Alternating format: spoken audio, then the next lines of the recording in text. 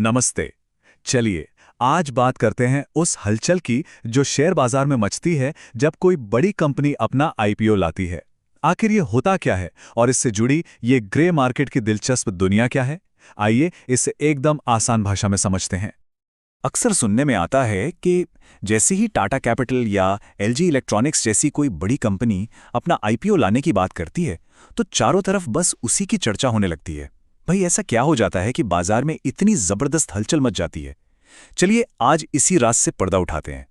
तो सबसे पहले ये समझते हैं कि आखिर ये सारा उत्साह, ये सारी बज़ आती कहाँ से है और इसका असली मतलब क्या है। देखिए, ये सारी कहानी शुरू होती है एक बड़े फैसले से। जब कोई कंपनी तय करती है कि अब वो पब्लिक हो जाएगी, इसका मतलब अब आम लोग भी उस कंपनी में अपनी हिस्सेदारी खरीद सकेंगे। तो ये पब्लिक होना क्या होता है? इसी को कहते हैं आईपीओ लाना। आइए जरा समझते हैं कि ये पूरी प्रक्रिया आखिर काम कैसे करती है। आईपीओ यानी इनिशियल पब्लिक ऑफरिंग।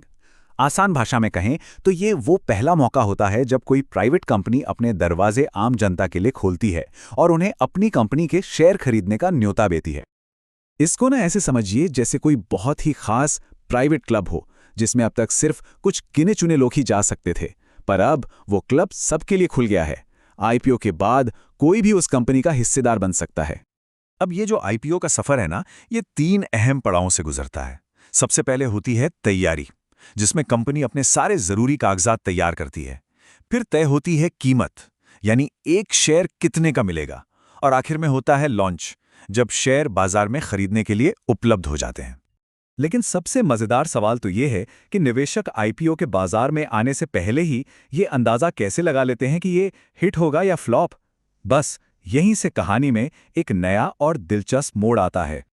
बाजार में ना एक ऐसी अनऑफिशियल जगह है जहां आईपीओ के भविष्य की झलक पहले ही मिल जाती है, और इसी को कहते हैं ग्रे मार्केट। चलिए इसी के बारे में थोड़ा और जानते हैं।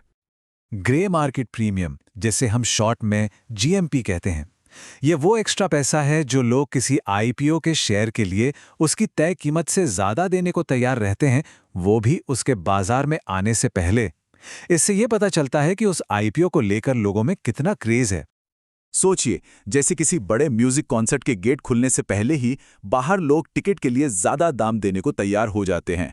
ये क्या दिखाता है? यही कि शो जबरदस्त हिट होने वाला है। तो मतलब यहां पर 2 तरह के दाम चल रहे होते हैं।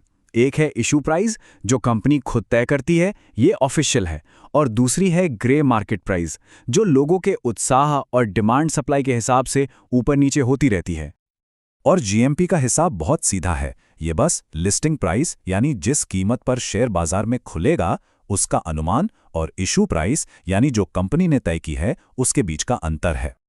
तो चलिए अब इन सभी टुकड़ों को जोड़कर पूरी तस्वीर को देखते हैं कि आखिर ये सब काम कैसे करता है। तो बाजार में ये जबरदस्त हलचल मचाने की रेसिपी क्या है?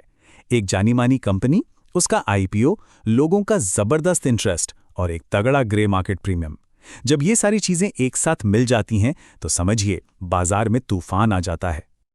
मतलब अगर जीएमपी ज्यादा है तो ये एक तरह से इशारा है कि आईपीओ के सफल होने की बहुत ज्यादा उम्मीद है।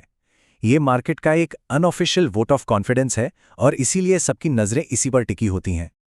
तो कुल मिलाकर आईपीओ और जीएमपी को समझने से ना सिर्फ खबरें ही बेहतर समझ नहीं आती, बल्कि मार्केट का मूड क्या है इसका भी अंदाजा लग जाता है।